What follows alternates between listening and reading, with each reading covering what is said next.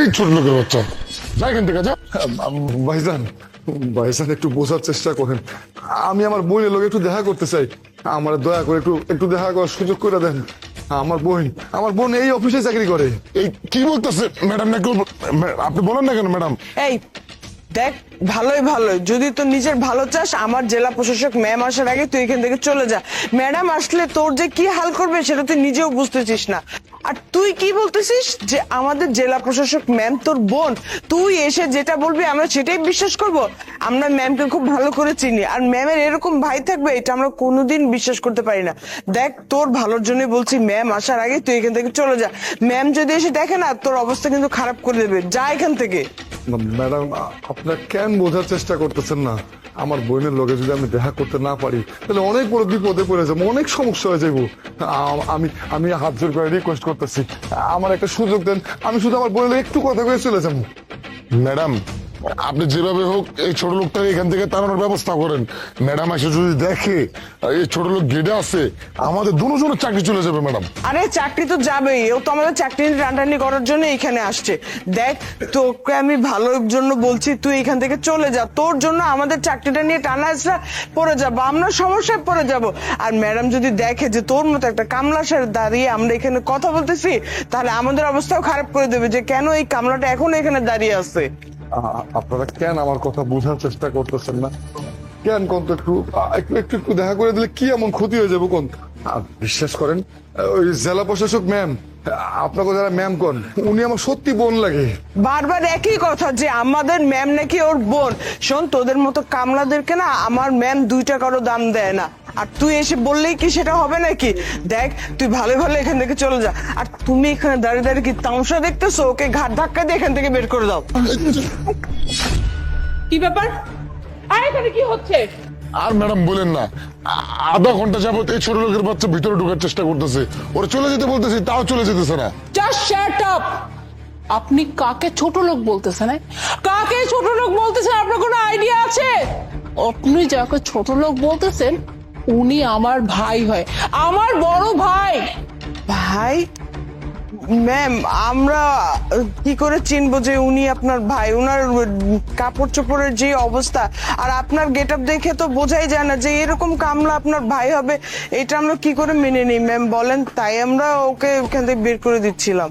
কি সামান্য একটা মানুষের ড্রেস দেখে আপনারা এটা জাজ করে ফেললেন যে ওই মানুষটা কে, ওই মানুষটা কি পরিচয়? ওই মানুষটা একটা কামলা, ওই মানুষটা একটা ছোট লোক, তাই তো? মানে আপনাদের মনুষ্যত্ব এতটা নোংরা, এটা তো আমি আগে জানতাম না। আপনাদের কোনো আইডিয়া আছে যে আপনারা কাকে কামলা বলতেছেন, কাকে ছোট লোক বলতেছেন? আপনারা দুইজন যে মানুষটাকে ছোট লোক কামলা বলে অপমান করলেন না, সেই মানুষটাকে জানেন?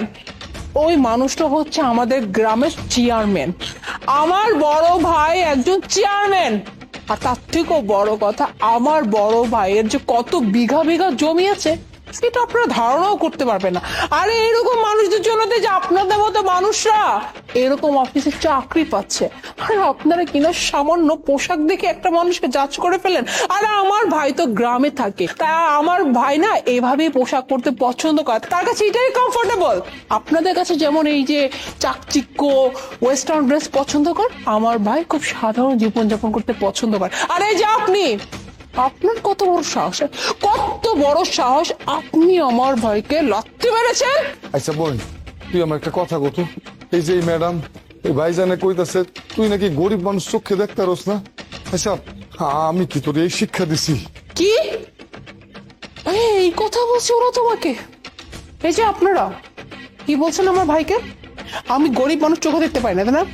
আমি তাদেরকে ছোট লোক ভাবে সহ্য করতে পারি না। আপনারা কতদিন চেনেন আমাকে? কতদিন চেনেন?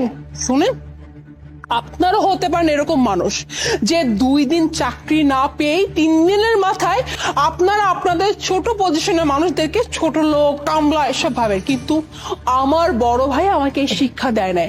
আমি যত বড় অফিসার হই না কেন, আমি এতটুকু জানি কোন মানুষকে কিভাবে সম্মান দেওয়া, আর প্রত্যেকটা মানুষের রাইটস আছে সম্মান পাওয়ার, ঠিক আছে? ম্যাডাম দুঃখিত ম্যাডাম, আমার আসলে ভুল হয়ে গেছে। ওনার পোশাক আশাক দেখে বুঝতে পারিনি উনি যে আপনার ভাই। আমার ভুল হয়ে গেছে ম্যাডাম, আমার চাকরিটা madam. Ma'am I am sorry, আমি আজকের পর থেকে কারোর সাথে আর এরকম দুর্ব্যবহার করব না। আমি তো ওনাকে চিনতে পারি না যে উনি আপনার ভাই। আপনারা আপনাদের সরি না প্লিজ আপনাদের পকেটে ঢুকিয়ে রাখেন, ঠিক আছে? বিকজ আপনাদের সরি না এখানে কোনো কাজে আসবে না। এই যে আপনি, হ্যাঁ, আপনার কত বড় স্পর্ধা, আপনি আমার ভাইয়ের গায়ে লাথি মেরেছেন। আপনি জানেন আমি চাইলে আপনার এই ঠ্যাং ভেঙে আপনার হাতে ধরে দিতে পারি, আর সেটা আমি করবো না। কেন করবো না জানেন? কারণ আমার বড় ভাই আমাকে শিক্ষা দেয় নাই, ঠিক আছে? তার জন্য আজকে আপনি বেঁচে গেলেন। আর এই যে আপনারা দুজন এক্ষুনি আমার চোখের সামনে থেকে দূর হয়ে যান, দূর হয়ে যান। আর ভাইয়া, আমি বুঝলাম না, তুমি আসবে আমাকে একটাবার ইনফর্ম করবে না, আমাকে একটা কল করতে, আমি তোমার জন্য গাড়ি পাঠিয়ে দিতাম। বলা নেই কারণে কি এমন জরুরি ছিল যে তুমি হুট করে চলে আসছো? আচ্ছা বোন, হয়েছে কি, আমি না অনেক বিপদে পড়ে তোর কাছে আইছি। তুই তো জানোস গ্রামের সকল মানুষই সবাই তো ক্ষেত খামারি করে খায়, কৃষক মানুষ। এখন হয়েছে কি, যে ক্ষেত খামারি জমিগুলা ছিল ওই থেকে এক কোম্পানি আয়া জবরদস্তি দখল কইরা ওখানে একটা ফ্যাক্টরি তুলতে চায়।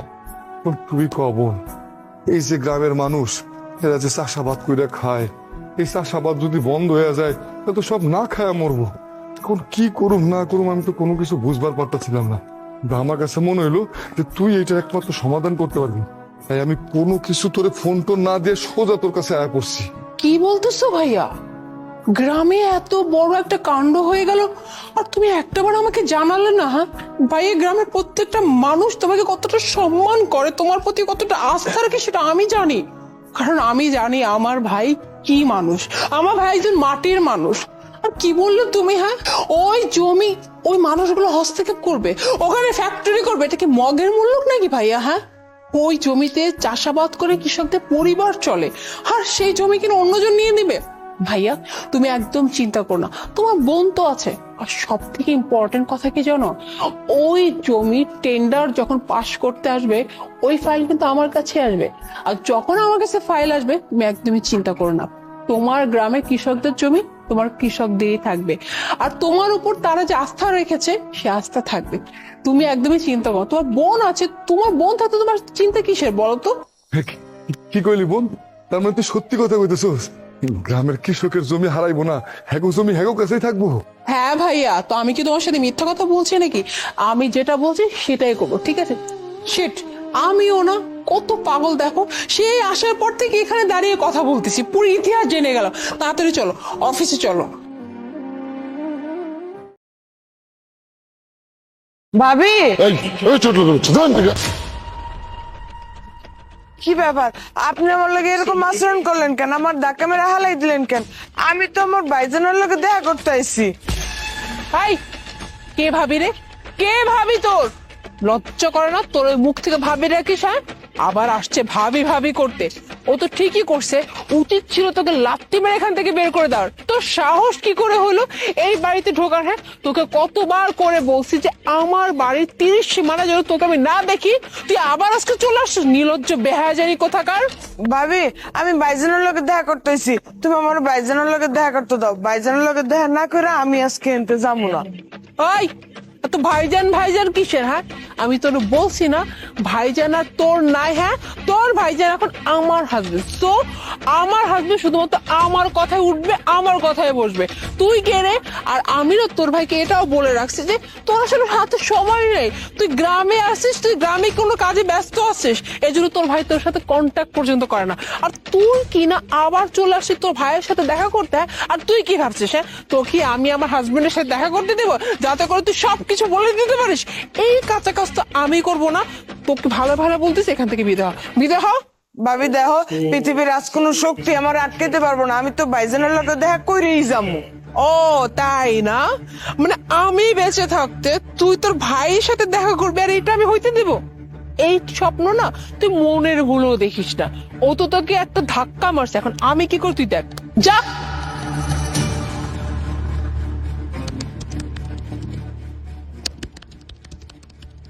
হ্যাঁ, এই তো আমি বের হচ্ছে এখনই।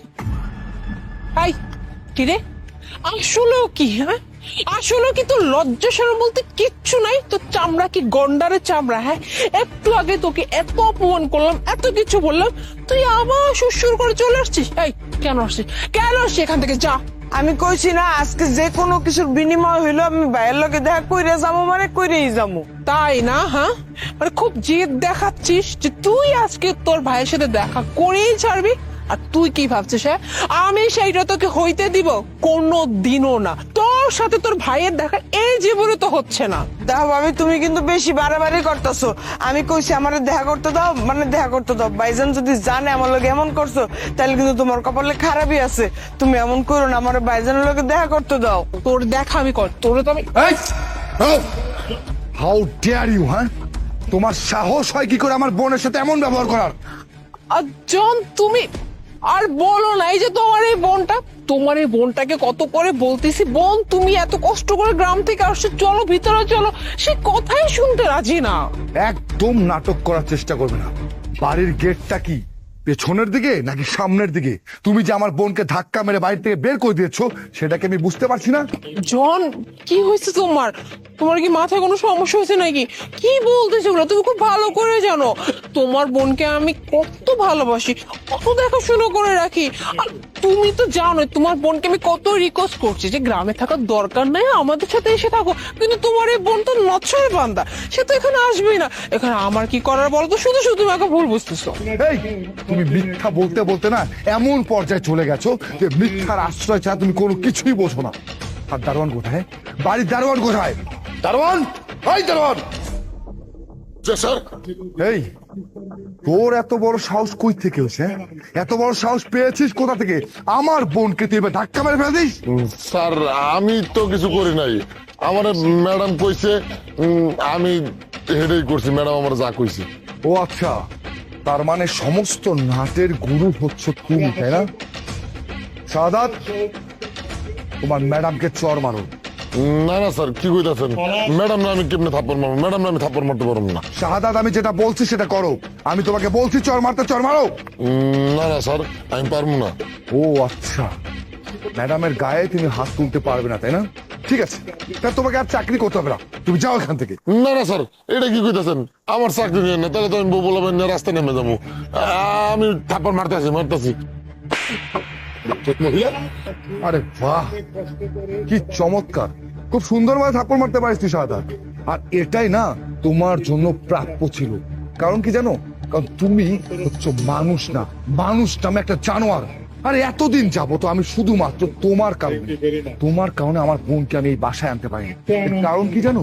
কারণ তুমি আমার বোনকে পছন্দই করতে না। গ্রামের কেউ ভূত বলে সব সময়ের জন্য তাকে ইনসাল্ট করতে, তাকে অপমান করতে। আর আমি কখনো চাইনি আমার পরিবারে অশান্তি, যার কারণে আমি এতদিন ধরে মুখ বুঝে সবকিছু সহ্য করেছি। কিন্তু আর না, অনেক হয়েছে। অনেক নাটক তুমি করেছো, অনেক মিথ্যা তুমি বলেছো। মিথ্যা বলতে বলতে না তুমি মিথ্যার আশ্রয়স্থলে চলে গেছো। আর যে মেয়ে সব সময়ের জন্য মিথ্যা বলতে পারে, যে মেয়ে তার স্বামীকে সহ্য করতে পারে না, যে মেয়ে তার স্বামীর পরিবারকে সহ্য করতে পারে না, অনেক হয়েছে। হ্যাঁ, অনেক হয়েছে। আর না, আমি আর তোমার মতো মেয়ের সাথে একটা মুহূর্ত সংসার করতে চাই না। আমি তোমাকে আজকের মধ্যেই ডিভোর্স দেব। জন দেখো, আমি আসলে এতদিন তোমাকে সব কিছু মিথ্যা কথা বলেছি। আসলে আমি তোমার বোনকে বাড়ি থেকে বের করে দিছি, কিন্তু তুমি যে আজকে এইভাবে দূর থেকে সবকিছু দেখে ফেলবে এটা তো আমি জানতাম না। আর যাই হোক, আমি স্বীকার করতেছি তো আমি অন্যায় করছি, কিন্তু আমাকে প্লিজ মাফ করে দাও। আমাকে একটা বার সুযোগ দাও। আমি তোমার বোনের সাথে আর কখনো কখনো কোনো খারাপ আচরণ করবো না। ওকে একদম নিজের বোনের মতো করে আগলে রাখবো। প্লিজ জন, আমাকে মাফ করে দাও। নো ওয়ে, হ্যাঁ? তোমার মতো মেয়েকে সুযোগ দিব আমি? প্রশ্নই ওঠে না। যে আমার বোনকে সম্মান করতে পারে না, যে আমার পরিবারকে সম্মান করতে পারে না, তার মতো মেয়ের সাথে আমি একটা মুহূর্ত সংসার করতে চাই না। খুব ভালো হবে তুমি এখান থেকে চলে যাও, নয়তো আমার চেয়ে খারাপ কেউ হবে না। Now I said get lost from here right now. Out, out! আর শাহাদাত, আমি তোকে বলছি, আজকের পর থেকে যদি কখনো কারোর সাথে কোনো ধরনের বাজে ব্যবহার করেছিস, তাহলে তোর কিন্তু খবর আছে। ওই দিন তোর পিঠের ছাল আমি ছিলে ফেলবো। কথাটা মনে রাখিস। বোন, চল আমার সাথে।